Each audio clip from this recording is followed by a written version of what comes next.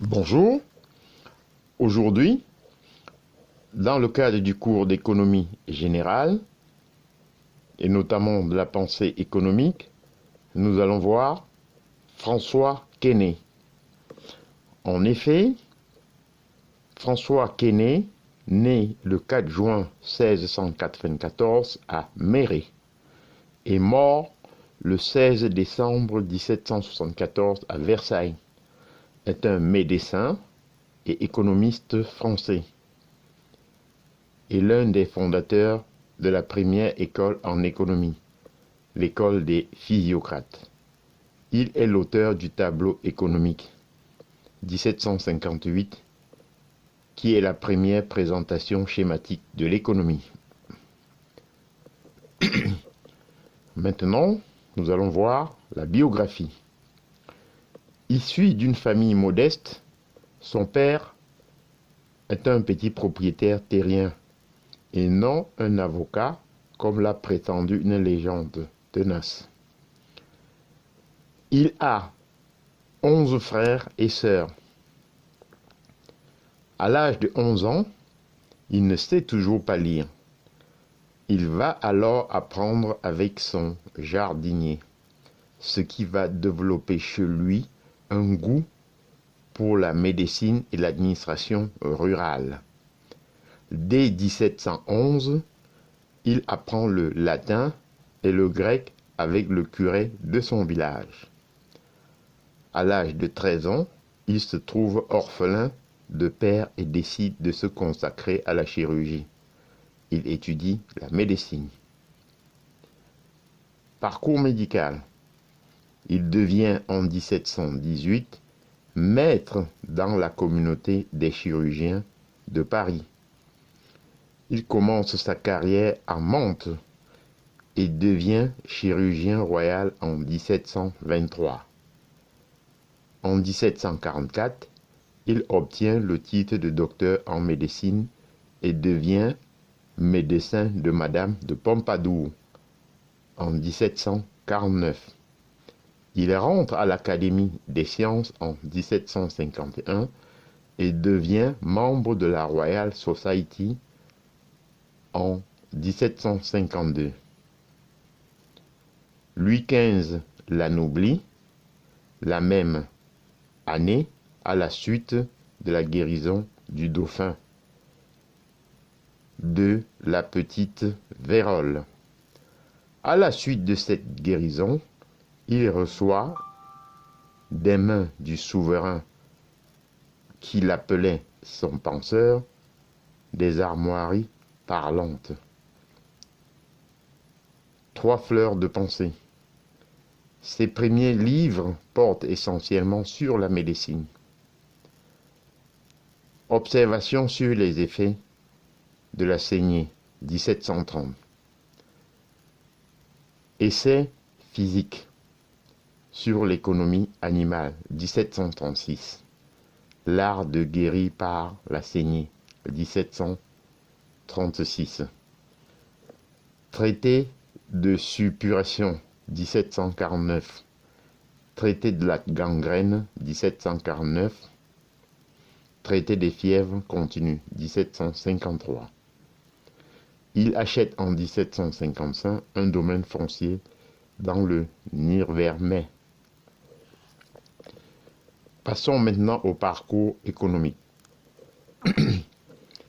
Jean-Georges Wilde, François Quesnay, gravé d'après Jean Chevalier.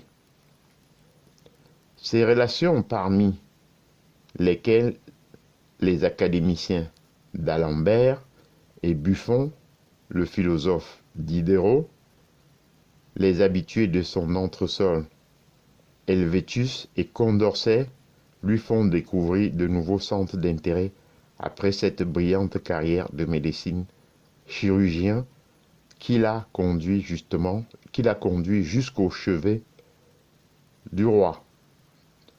François Quesnay se tourne dans les années 1750 vers l'économie. Il forme l'école des physiocrates, surnommée secte des économistes, par ses détracteurs ou le rejoignent progressivement.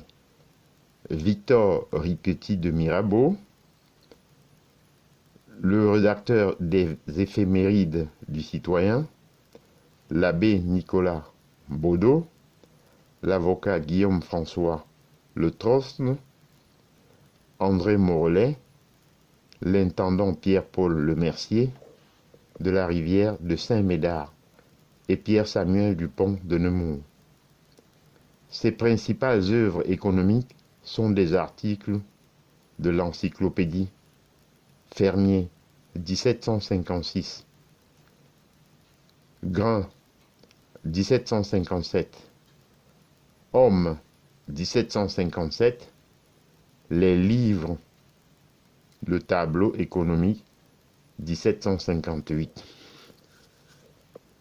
Maxime générale du gouverneur économique d'un royaume agricole 1758.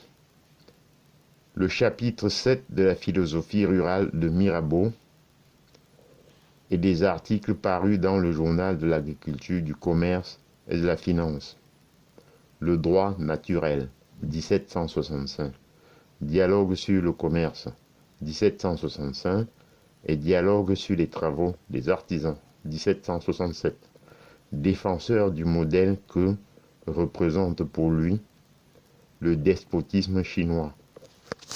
Il est vénéré par ses disciples physiocrates comme le Confucius de l'Europe. Les dernières années, buste de François Quesnay à Méry. Les dernières années de sa vie, François Quesnay se met à étudier les mathématiques. Son ami d'Alembert parle en ces termes de cette expérience malheureuse. Il eut le malheur de trouver à la fois la trisection de l'angle et le quadratuple du cercle, et de démontrer par raisonnement métaphysique qui lui paroisse soit hors de doute que la diagonale du carré et son côté ne sont pas incommensurables. Cet échec tardif ne remet cependant pas en cause la réputation qu'il a acquise plus jeune en chirurgie et en économie. À la mort de Louis XV en 1774, François Quesnay doit quitter le château de Versailles pour s'installer au Grand Commun. Il meurt le 16 décembre. Maintenant, on doit voir l'œuvre. François Quesnay fait paraître ses premiers écrits économiques 1756-1757 dans l'encyclopédie de Diderot et d'Alembert.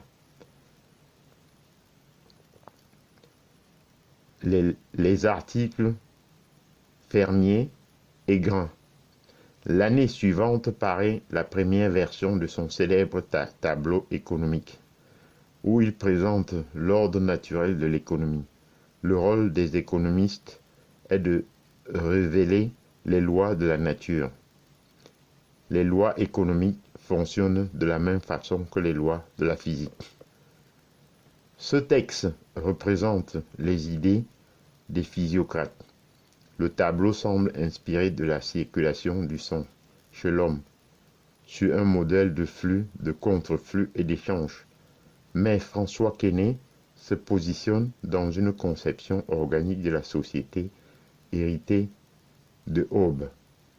La représentation mécanique de l'économie est donc dans la droite ligne des représentations de la société du XVIIe siècle. Il est le premier à imaginer l'économie à un niveau macroéconomique. Les agents économiques ne sont pas considérés comme une somme d'argent individuelle, comme dans la théorie classique. Adam Smith, David Ricardo, John Stuart Mill, mais représentent des classes sociales. À ce titre, c'est-à-dire en considérant l'économie dans sa globalité, et à l'encontre du postulat classique d'individualisme méthodologique.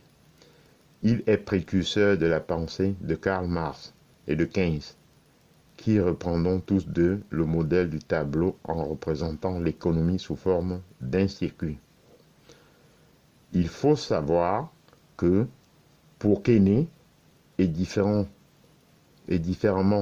des pensées économiques de l'époque, la valeur ne peut être créée que par la terre. Il ne faut donc pas écraser l'agriculture par l'impôt. Il est obsédé par le bon prix du grain et se lamente de la baisse des prix.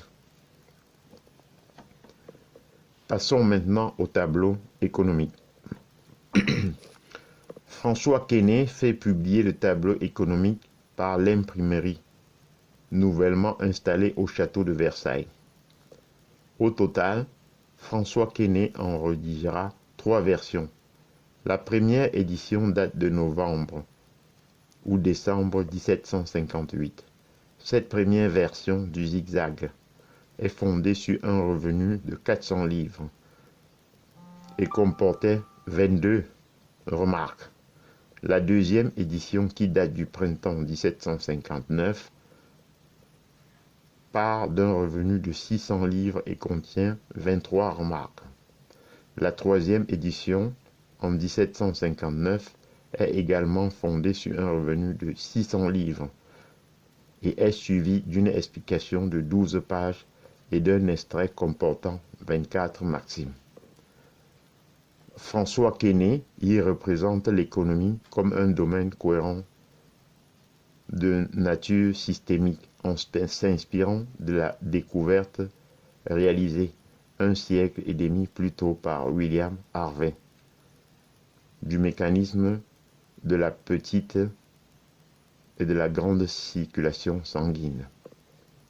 Il divise la société en 2 secteurs, l'agriculture et le reste, et 3 classes sur la base de leur rapport au produit net.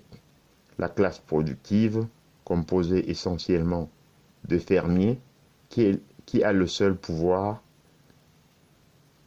qui est la seule à pouvoir fournir un produit net, c'est-à-dire capable de multiplier les produits.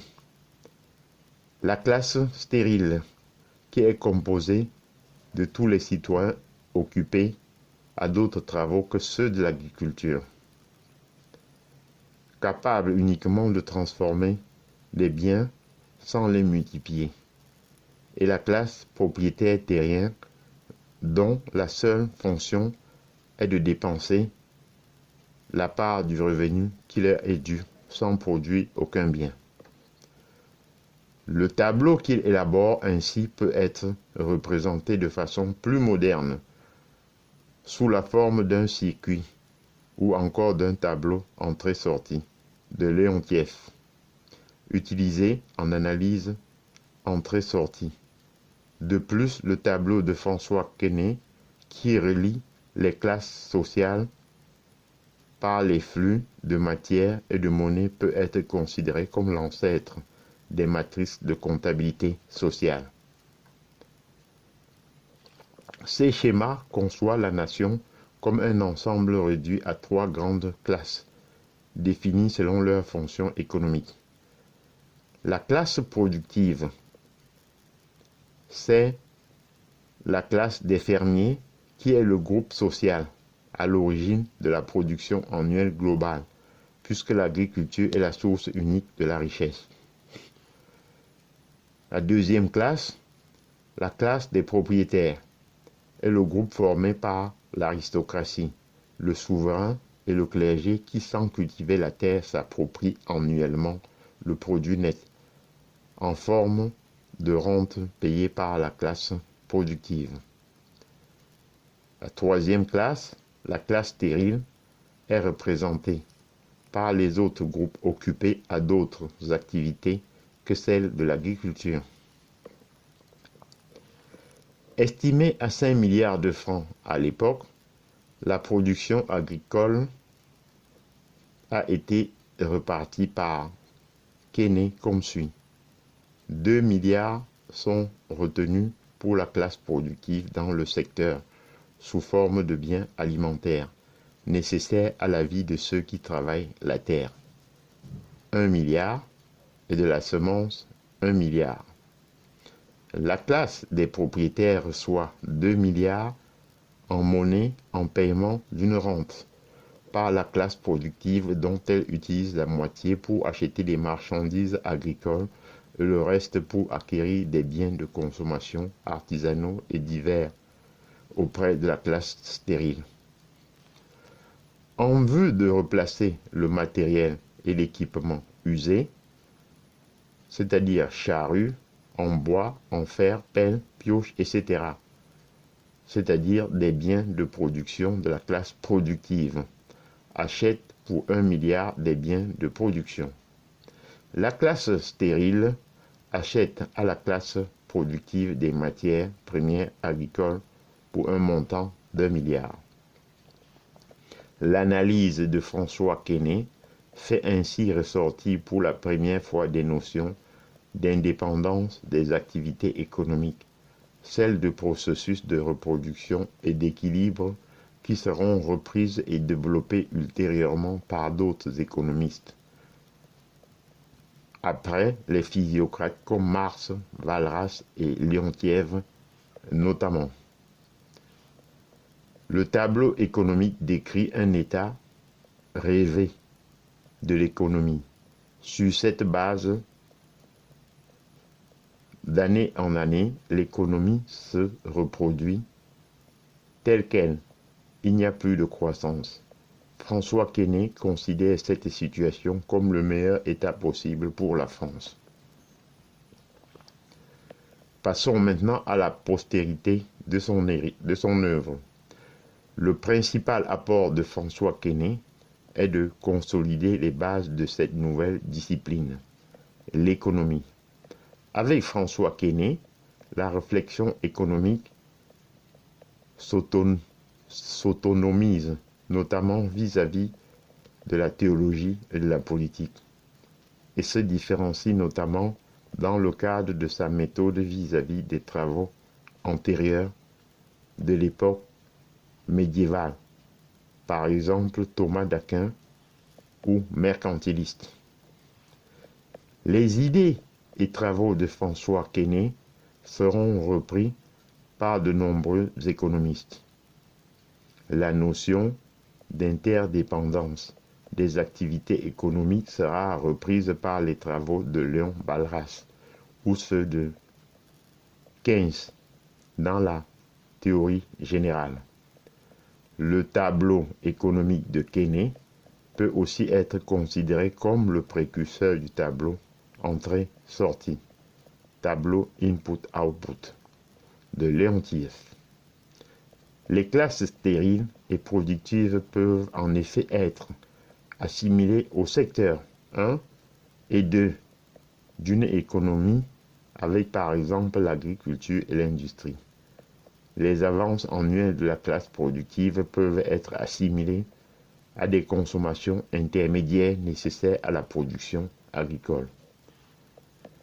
Dans l'ouvrage La richesse révolutionnaire, les auteurs Alvin et Heidi Toffler consacrent le chapitre Le facteur Quesnay au changement de paradigme économique dans la civilisation, critiquant la science économique conventionnelle en avançant l'idée que François Quesnay a pu se montrer